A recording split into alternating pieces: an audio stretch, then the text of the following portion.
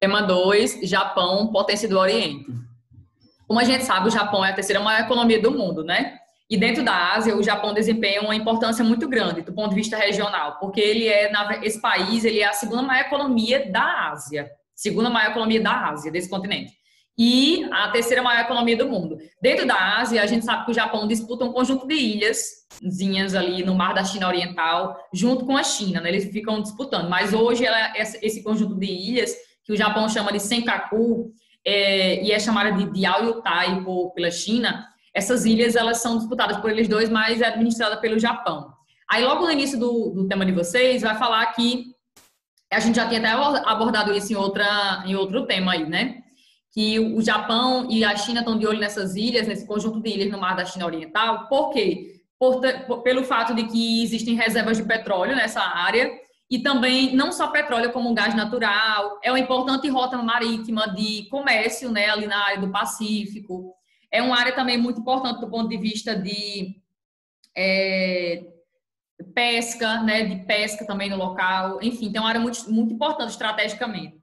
Com o crescimento do comércio ali da China, Estados Unidos, naquela área do Pacífico, se tornou, essas ilhazinhas no Mar da China Oriental, se tornou uma coisa muito visada, tanto pelo Japão quanto pela China, mas hoje é administrada pelo Japão, certo?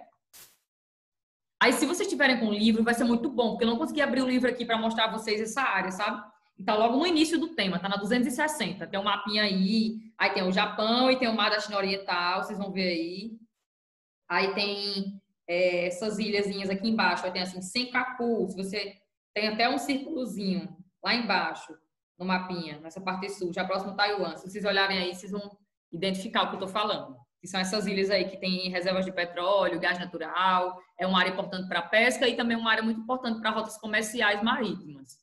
Mas são administradas pelo Japão até então, mas a China está ali, né, tentando pegar uma fatiazinha dessa porção. Aí vamos lá. Imperialismo japonês. Até mais ou menos o final do século XIX, o Japão começou sua industrialização no século XIX, basicamente, né? E aí, até o final do século XIX, o Japão já era uma grande potência, do ponto de vista econômico, do ponto de vista político, né? Do ponto de vista militar. O Japão já era uma grande potência. Mas aí o que é que acontecia? Ele se chocava com um dos grandes empecilhos desse país, que é eles serem carentes do ponto de vista de recursos naturais. O Japão é um país carente em relação a recursos naturais. Então, começa o período chamado imperialismo japonês no século XIX, é o período que o Japão, imperialismo tem essa questão de lutar por novas terras, né? Expandir território, buscar novas terras. E aí o que é que acontece? No século XIX, o Japão estava crescendo muito do ponto de vista econômico e militar, mas ele precisava de recurso natural, né? Para suas indústrias, que estavam crescendo, estavam de vento em popa. E aí, o que é que aconteceu? Começou aí um momento em que o Japão começou a invadir e ocupar alguns países, alguns territórios asiáticos, né? Nesse processo chamado imperialismo japonês, quando o Japão começa a invadir alguns territórios. Ele chegou a invadir uma parte da China, da Coreia, inclusive só saiu da Coreia de vez, né, durante a Segunda Guerra Mundial, né? Algumas ilhas do Pacífico também foram invadidas pelo Japão, a fim de encontrar recursos naturais, mas também eram locais que geralmente passavam as embarcações do Japão, né, com os produtos industrializados japoneses de um local para o outro, dentro da Ásia. Então, é por isso que eles começaram a invadir determinados territórios e a ocupar determinados territórios. Tanto pela questão da falta de matérias-primas que há no país, né, eles são muito carentes em recursos naturais. É tanto que a gente vai falar de fontes de energia já, e vocês vão ver que o Japão praticamente importa tudo que ele necessita em relação a petróleo, a gás natural, porque não tem no país. E eles não conseguem, né? Não tem como produzir. Então, eles são carentes em relação a isso. Já no século XIX, isso era um dos grandes empecilhos. Mas aí eles começaram essa onda de expansão de território, de busca por matéria-prima, né? E chegaram a invadir alguns locais asiáticos. Que isso só vai começar a ser, de certa forma, revisto. O Japão só vai começar a perder esses territórios que eles começaram a invadir no século XIX, só no finalzinho da Segunda Guerra Mundial, quando forças aliadas... Lembra que na Segunda Guerra Mundial tinha o grupo dos aliados, que foi quem venceu a Segunda Guerra, né? Principalmente os Estados Unidos. E aí, na Segunda Guerra Mundial, no final da Segunda Guerra Mundial, o Japão vai começar a travar uma guerra com os Estados Unidos e vai perder essa guerra, né? O Japão, os Estados Unidos, juntamente com forças aliadas, Reino Unido, com França, né, vão começar a, como é que eu posso dizer, a reconquistar os territórios que o Japão tinha dominado desde o século XIX. Vão começar a reconquistar aquelas áreas. Enfim. Deixa eu ver. Só mais alguma coisa. Ok. Aí, fim da supremacia japonesa. Deixa eu ver se tem aqui. Tem um tópico para isso, não. Fim da supremacia japonesa. A gente sabe que durante a Segunda Guerra Mundial, o Japão ele travou uma disputa com os Estados Unidos, né? Na área do Pacífico, onde o Japão está localizado, na Ásia. E aí, o que é que aconteceu? O Japão declarou guerra aos Estados Unidos, bombardeou uma base naval dos Estados Unidos no Havaí, chamada Pearl Harbor, né, na Segunda Guerra Mundial, em 1941. E aí os Estados Unidos declarou, em contraposição, declarou guerra ao Japão. Mas essa revanche só veio em 1945, não aconteceu em 41, aconteceu em 45, né? E nesse período aí, os Estados Unidos, juntamente com forças aliadas, começaram a reconquistar terras que o Japão tinha dominado, tinha invadido nesse processo de imperialismo japonês, de expansão de território japonês, né? Expansão ali em busca de matérias-primas. Então, o Japão começou a perder territórios, perder durante a Segunda Guerra Mundial. E no final da Segunda Guerra Mundial, a Segunda Guerra Mundial acaba em 8 de maio de 1945, tem aqui, né? Aí, Japão e Estados Unidos não entraram em acordo com o final da Segunda Guerra Mundial, eles não entraram em acordo para resolver o problema entre eles dois. E os Estados Unidos também não quis esse acordo, né? Queria mostrar para o mundo ali quem era realmente agora o manda-chuva da vez, quem era a principal potência capitalista militar do globo, econômica do globo. E aí tiveram dois atentados no Japão, né? Houveram 2 acidentes nucleares no Japão, que foram as bombas em Hiroshima e a bomba em Nagasaki. Bombas que mataram aí, né, dezenas de pessoas, várias pessoas. Aqui traz uma estimativa do livro de vocês. Diz aí que no dia 6 de agosto de 1945, os Estados Unidos lançaram uma bomba nuclear sobre a cidade de Hiroshima. Em Hiroshima, matou mais de 100 mil pessoas. E 3 dias depois, houve o segundo atentado lá, o segundo ataque, que foi em Nagasaki. Nagasaki chegou a matar mais de 70 mil pessoas e deixar cerca de 25 mil pessoas feridas, né? Então, assim, foi quando os Estados Unidos realmente utilizou o Japão como cobaia para suas bombas nucleares, né? Mas aquilo ali era uma resposta ao Japão, desde Pearl Harbor, né? Desde 1941, quando o Japão tinha atacado a base naval dos Estados Unidos, militar dos Estados Unidos, né? No Havaí, em Pearl Harbor. E aí, pronto, aí houve a revanche, então os Estados Unidos realmente mostraram ali quem eles são. O que é que o Japão ia fazer até então? Se rendeu, né, aos Estados Unidos. E aí aconteceu uma série de reformas no Japão. Os Estados Unidos começou a promover uma série de reformas dentro do território japonês. Como o Japão se rendeu, né, com Hiroshima e Nagasaki, com as bombas atômicas, não tinha o que fazer, obviamente muita gente tinha morrido, o país estava destruído. E aí o que aconteceu? Os Estados Unidos começou a promover uma série de reformas políticas, econômicas e sociais dentro do Japão. Inclusive, eles promulgaram uma constituição no Japão, proibindo o Japão de ter um arsenal, como é que eu posso dizer? De produzir armas, né? O Japão foi proibido de produzir armas com o final da Segunda Guerra Mundial, com a criação dessa nova constituição no país. Eles não poderiam ter forças armadas. E aí houve um acordo entre o Japão e os Estados Unidos no ano de 1900 não sei se foi 1954, não lembro agora, foi 1900 e alguma coisinha, onde os Estados Unidos se prontificou a, de certa forma, proteger o território japonês, já que o Japão não poderia ter mais forças armadas, de acordo com a nova constituição do país, né, que os Estados Unidos ajudou a fazer. Pois bem, e aí o que é que aconteceu? O Japão se tornou o principal aliado dos Estados Unidos dentro da Ásia. Os Estados Unidos tinham muito medo pós Segunda Guerra Mundial, já que a China tinha feito a Revolução Comunista em 1949 e se tornado um país comunista em 1949, 4 anos depois da Segunda Guerra Mundial. Como os Estados Unidos tinham muito medo de que o comunismo, o socialismo se espalhasse pela Ásia e atingisse ali diretamente o Japão, né, que era uma grande economia, pelo menos até o período da Segunda Guerra Mundial já. E aí montou um plano de reconstrução dos países asiáticos, tanto para a Europa quanto para a Ásia. O da Ásia ficou conhecido como Plano Colombo, né? O plano de reconstrução da Ásia, principalmente a Ásia, principalmente o Japão, né? A intenção era reconstruir o Japão.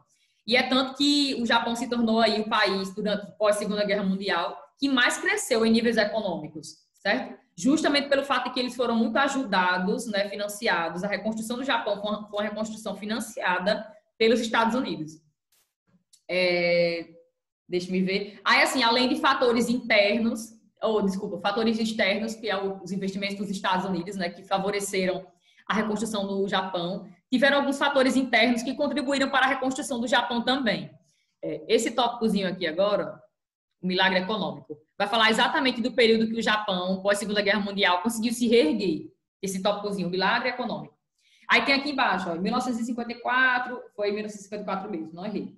Que Japão e Estados Unidos fizeram um acordo para que os Estados Unidos protegessem o território do Japão. Porque eles não tinham como ter força armada, porque os Estados Unidos tinham ajudado eles a promulgar uma constituição onde eles não poderiam ter forças armadas. Certo? Isso foi uma das prerrogativas aí com a perda do Japão na Segunda Guerra Mundial. Pois bem, aí os Estados Unidos fez o Plano Colombo de reconstrução do Japão, o Japão começou a crescer graças aos investimentos dos Estados Unidos e graças também a fatores internos do Japão. Eu falei na outra aula do tema 1 que o japonês ele é um povo muito obediente, um povo muito disciplinado, eles respeitam bastante as questões dos valores na sociedade, a família, enfim, eles pegam tudo isso, esses pontos positivos deles, e levam para o mundo do trabalho. Então, uma das coisas que fez com que o Japão se reconstruísse tão rápido com a Segunda Guerra Mundial é a sociedade em si, a sociedade em si, o jeito que a sociedade levava ali a sua vida, que de certa forma fez com que ela começasse a trabalhar cada vez mais. Do início, os trabalhadores japoneses ganhavam bem pouquinho, porque a intenção era de reconstruir o país mesmo. Eles tinham alguns fatores também interessantes. Tinham muita mão de obra, uma mão de obra qualificada, barata no início. A lealdade à família, e eles são muito disciplinados. Tudo isso eles levam para o mundo do trabalho, para as fábricas, para os escritórios. A cultura de obediência deles, que eles levam também. Eu falei no tema 1 que eles não são uma mão de obra muito reivindicativa, né? Reivindicativa. Eles não são. Então, tudo isso favoreceu o crescimento do Japão também pós Segunda Guerra Mundial. Tanto fatores internos, né? Esses 3 pontos aqui, quanto a questão externa, né? Que são os investimentos dos Estados Unidos. Tudo isso favoreceu aí o desenvolvimento econômico, o milagre econômico japonês pós Segunda Guerra Mundial.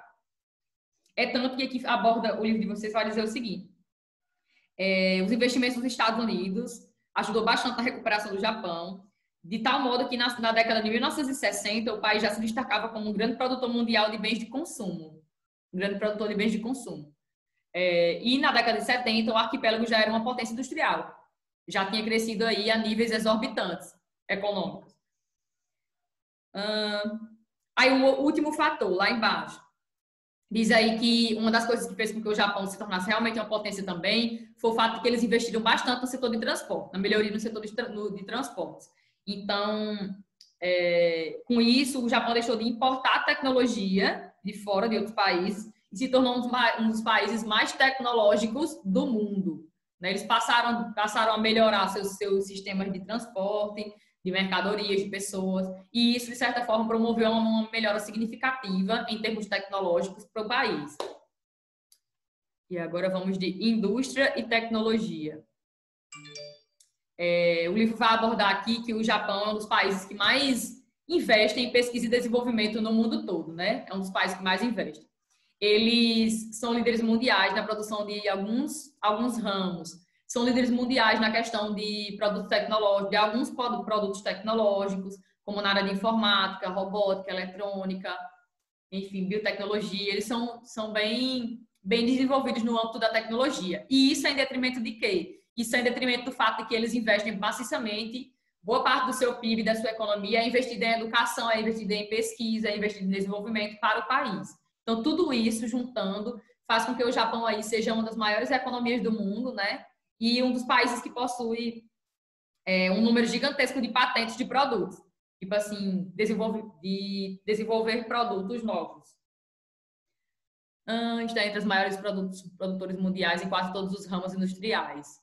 Aí eles se destacam no setor siderúrgico, produção de ferro, aço, no qual depende de importações de matéria-prima, porque eles não têm, né, recursos naturais, quase não têm, são pobres, então, mas eles são líderes na produção siderúrgica, né? Eles compram a matéria-prima de fora e produzem lá dentro. Siderúrgico, principalmente importam da Ásia, da América do Sul, daqui, né, da América do Sul e da Austrália. São líderes também na produção automobilística de automóveis, inclusive tem algumas marcas aí altamente famosas no mundo todo, né? Que são japonesas, como por exemplo a Toyota, que é uma das mais conhecidas, né? Que é onde foi criado também aquele método de trabalho industrial chamado toyotismo. Acho que vocês já ouviram falar. Aí diz aqui que eles se destacam no setor de robótica, na área automobilística, se destacam na área de robótica, oferece um serviço de alta qualidade e é um dos líderes na venda de produtos na área automobilística. O setor eletroeletrônico tem destaque para os equipamentos de imagem e som, transmissão de dados digitais e microcircuitos. E em relação ao setor naval, o país é um dos maiores construtores de navios do mundo. E em relação ao setor têxtil, é especialista em produzir produtos com fibras artificiais. Então, o país se destaca nesses setores aí, industriais, siderúrgico, automobilístico, eletroeletrônico, naval e têxtil. É um dos países que mais investe, que falei já isso, né, em pesquisa e desenvolvimento, que é fundamental para a indústria de alta tecnologia. Indústrias de alta tecnologia, ou high-tech, voltadas para áreas de microeletrônica, que eles mais se destacam, né? Para as áreas de microeletrônica, informática, biotecnologia e telecomunicações, entre outras. Praticamente quase todos os ramos de alta tecnologia, né? O Japão se destaca e é líder na produção desses produtos, produção e exportação desses produtos. Não é nada mais, nada menos que eles são a terceira maior economia do mundo, né? E é um país muito, muito, muito tecnológico.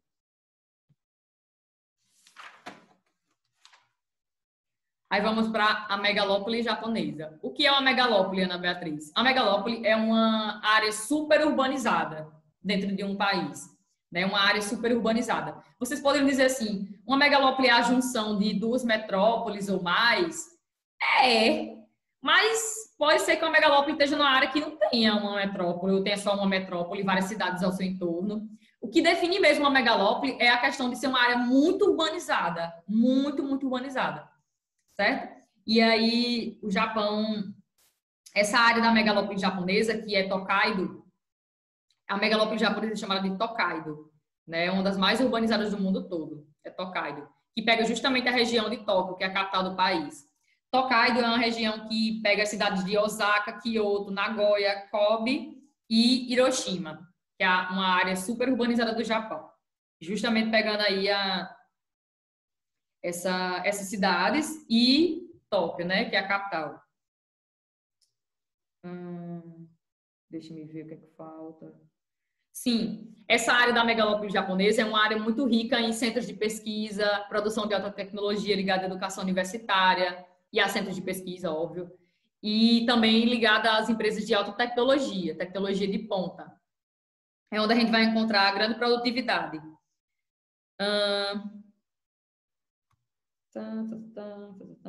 Aí diz aqui, né? A capital, como Tokaido fica mesmo onde está Tóquio também, pega a cidade de Osaka, de Kyoto, Nagoya, Kobe e Hiroshima, mas pega Tóquio também. Tóquio fica mesmo localizada praticamente no centro dessa megalópole, Tokaido. Se vocês estiverem com o livro, vocês vão ver que tem um mapinha bem bonitinho aqui mostrando ó, as principais cidades dessa megalópole aí, chamada Tokaido. Aqui não tem o mapa, mas no livro tem. Se vocês estiverem acompanhando, tá ótimo. Melhor que vocês acompanhem mesmo. Aí, Tóquio fica mesmo no centro dessa grande megalópole, dessa área super urbanizada, formada por essas cidades aí principais. Fica localizada, sim, se estende por 1.000 quilômetros, que vai de Sendai, essa megalópole, vai de Sendai, na ilha de Honshu, até Fukuoka, na ilha de Kyushu, lá no finalzinho do Japão. Vai da metade do Japão, praticamente, até o finalzinho do Japão. E engloba essas cidades aí que eu falei, né? Que são extremamente importantes do ponto de vista econômico para o país. Industrial, de tecnologia de ponta, de grandes centros de pesquisa, de universidades, enfim. Aí aqui fala um pouquinho sobre Tóquio, né? Tóquio é a capital do Japão. Ela concentra uma infinidade de empresas, de sedes de empresas transnacionais, de indústrias, de grandes atividades comerciais, tem uma bolsa de valores, que é a bolsa de valores extremamente importante, que é a bolsa de valores de Tóquio. O que mais? Concentra atividades industriais e financeiras, apresenta grande movimentação de portos e aeroportos, mantém uma intensa troca comercial com países de todo o mundo, além de ser uma cidade densamente povoada. Sim. Aí tem a bolsa de valores. Aí vai dizer aqui que na capital do Japão, em Tóquio, os serviços são altamente especializados, proliferam empresas de alta tecnologia na capital, principalmente aquelas empresas ligadas a telecomunicações e à informática. E sem contar que Tóquio, por ser a capital do Japão, é uma cidade altamente importante do ponto de vista de decisões políticas, econômicas, né? Tanto para o Japão quanto para o mundo todo. É tipo Nova York, né? Nos Estados Unidos, que é o centro financeiro, o centro econômico financeiro dos Estados Unidos. Tóquio seria esse centro aí para o Japão. Aí agora a gente vai para um tópico chamado agricultura, energia, vários tópicos na verdade, que aglutinou. Agricultura, energia e problemas ambientais. Vamos lá, vamos começar pela agricultura. Eu falei no tema 1 que o Japão não é um país aí com extensas áreas de cultivo, não, extensas áreas de planícies. Pronto, extensas áreas de planícies. O Japão só tem praticamente 15% do seu território que é formado por planícies. E desses 15%, apenas 12% do Japão, 12% é aproveitado, é um território que pode ser agricultável e é aproveitado para a agricultura. Então, o país ele importa a maior parte dos alimentos que consome, com exceção do cultivo de arroz, que é muito importante lá, eles não importam, não precisa, porque eles produzem bastante. E sem contar que tipo, o cultivo do arroz, a risicultura é algo cultural e milenar, né? Também naquela região ali, na Ásia. E para eles. Além disso, eles também conseguem produzir grande parte das frutas que eles necessitam também. Mas, tirando isso, a questão da risicultura e da fruticultura, eles praticamente importam quase todos os alimentos que eles necessitam. Por quê? Porque o território destinado à agricultura é um território muito pequenininho, só engloba 12% do território. 12%. Então, eles têm uma área muito pequena para produzir tudo aquilo que eles necessitam. Então, eles precisam importar. Mas, entretanto, todavia, porém, eles vêm utilizando a tecnologia que eles têm em mãos para tentar aumentar a produtividade. Mas, mesmo assim, ainda não está conseguindo produzir tudo que eles necessitam. Agora, vamos falar de energia. Vamos lá. O Japão é um país que quase 80% do seu território é composto por montanhas, né? Quase 80% é composto por montanhas. Então, de certa forma, você pensa assim, Ana Beatriz, então a gente sabe que é muito bom, tipo, é muito propício para a construção de usinas hidrelétricas, território aí que tem um alto declive, né? Uma alta declividade. É bom para a construção de usinas hidrelétricas, que aproveita a força da água. Eu acho que deu uma travada na minha voz. Pronto. É muito bom um território que tem uma alta declividade para gerar energia, né? Porque tem força na água para movimentar as turbinas e tudo mais. Mas, entretanto, todavia, o Japão não aproveita tanto, né? A geração hidráulica, de energia hidráulica lá, não consegue suprir a necessidade deles. E, basicamente, a maior parte da energia que o Japão produz é produzida em termoelétricas, em usinas termoelétricas. E eles utilizam bastante fontes de energias não renováveis, que eles compram de fora, né? Diz aqui que... Deixa eu ver se é nessa parte que vai falar. É assim, né? O Japão importa, compra todo o petróleo que consome, principalmente da Arábia Saudita, aquele paísinho lá na Ásia, no Oriente Médio, e dos Emirados Árabes Unidos. E grande parte do carvão mineral usado nas termoelétricas, que a gente sabe que eu já falei aqui, né? Que a maior parte da energia que é produzida no Japão vem dessas usinas termoelétricas, né? Que pega ali uma fonte de energia, queima e transforma em energia. E aí o carvão mineral ele é muito utilizado nessas termoelétricas.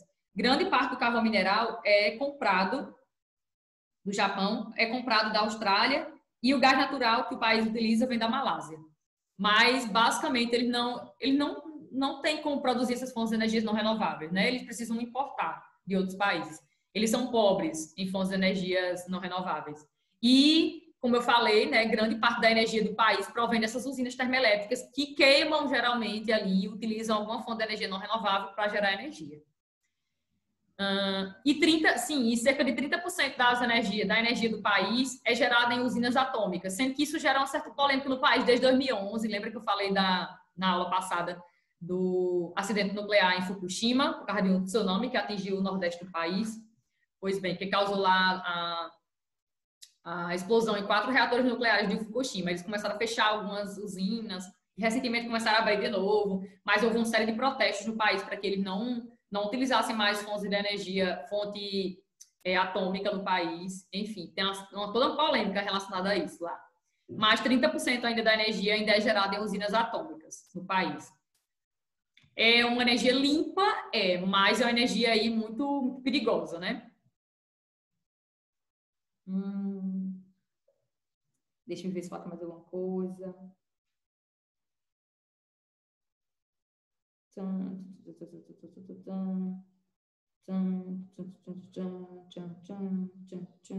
Pronto, já foi. Agora vamos falar de problemas ambientais.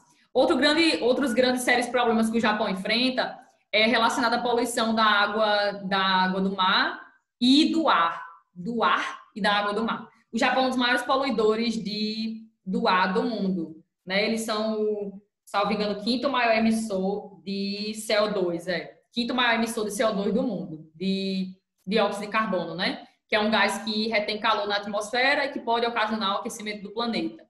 Então, eles são aí um dos maiores emissores de CO2.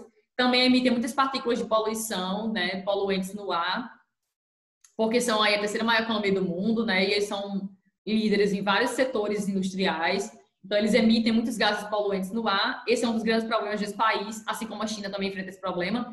E outro grande problema é em relação à poluição da água do mar, que afeta a quantidade de peixes no litoral do país e, de certa forma, o modo como eles sobrevivem na região do litoral, principalmente.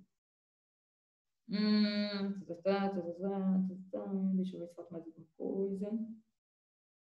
Não. Ai, que coisa boa. Concluí o tema 2. Tem alguma dúvida? Não, acho que não. Tá, se tiver, pode falar. Aí o tema 3 e o tema 4 vai ser especificamente, vamos falar sobre tigres asiáticos. Tigres asiáticos. Vamos lá. Tema 3. Os tigres asiáticos. Ana Beatriz, o que são esses tigres asiáticos? O que é um tigre? Por que chama de tigre asiático? Muita gente fala, o que é um tigre? E a China é o dragão asiático, né? Enquanto existem os tigres asiáticos, existe também o dragão asiático. O dragão asiático, tipo aquele animal bem... É como se o dragão estivesse um pouquinho acima dos tigres, né?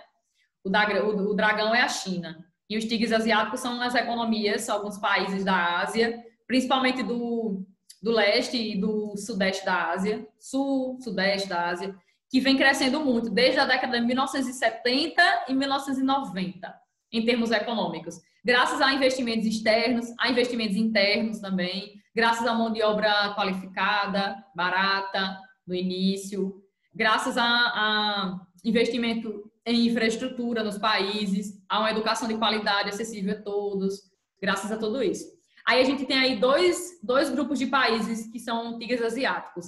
Tem aqueles tigres asiáticos que começaram a crescer em termos econômicos desde a década de 1970, que são os velhos tigres asiáticos, e tem os que começaram a crescer bastante a partir da década de 1990, que são os novos tigres asiáticos. E aí vamos lá. Vamos falar desses velhos tigres e desses novos tigres asiáticos. Vamos lá. Tigres asiáticos são economias que, a partir da década de 70, vivenciaram um acelerado processo de industrialização, resultante de investimentos externos. Ou seja, empresas estrangeiras, sobretudo do Japão, estadunidenses, começaram a invadir esses países aí do Sudeste Asiático, Sul e Sudeste Asiático, e a investir, né? Empresas transnacionais invadiram esses países, começaram a investir, a produzir nesses países. Investimentos de empresas japonesas que visavam expandir sua produção industrial e reduzir seus custos de produção passaram a se localizar, a se situar, a se instalar em países que eram tigres asiáticos. Ana Beatriz, quem são os velhos tigres asiáticos? Os velhos, os primeiros tigres asiáticos. Hong Kong, só tem um que não é país, né? Que no caso é Hong Kong. Hong Kong não é um país. Hong Kong é uma região administrativa especial que pertence à China. E na década de 70, Hong Kong não pertencia à China, né? Quando Hong Kong passou a ser denominado um tigre asiático, Hong Kong ainda pertencia, ainda era de domínio do Reino Unido. Porque só passou a ser administrada pela China de novo em 97, no acordo que teve lá com o Reino Unido. passou de novo, mas que se tornou uma região administrativa especial. Então, os primeiros tigres são Hong Kong, até hoje é um tigre asiático, que se viu até de exemplo para as zonas econômicas especiais, lembra? Vocês viram isso na parte de China? Hong Kong, Coreia do Sul, ali pertinho também do Japão, da China, Singapura e Taiwan. Esses países aqui, Taiwan que não é considerado um país pela ONU, né? Mas que eles se intitulam como país, né? Deixa eu colocar aqui. Então, os velhos tigres são 4, né? Ó, os velhos tigres são... Ó, o bichinho não coloca como se fosse um país, não. Tá vendo isso aqui, ó? Deixa eu não sei se vocês já estão vendo isso aqui que eu tô mostrando. Acho que estão. O mapa do mundo. Estão vendo, né? Ó, isso aqui que não dá para clicar em cima separado da China é Taiwan, que tá a setinha, a mãozinha em cima. Isso aqui é Taiwan, que eles realmente se intitulam como país, mas a ONU não reconhece, que a China diz que é deles. Pronto, isso aqui é Taiwan, é um tigre asiático, aí aqui bem pertinho da China, a gente vai ter a República da Coreia, que é a Coreia do Sul, que é um tigre asiático também, um dos velhos tigres. Aí Singapura, meu pai, é pequenininho, não sei nem se vai pegar aqui, peraí. Eu tinha pegado na hora. É bem pequenininho mesmo. É um país que só tem área urbana. Não vou conseguir pegar, não. Eita. Tinha pegado. Ele é tão pequeno que ele fica aqui entre a Indonésia e a Malásia. Fica, tipo, nessa parte sul da Malásia. Sabe? Fica meio por aqui. Olha, tinha pegado agora.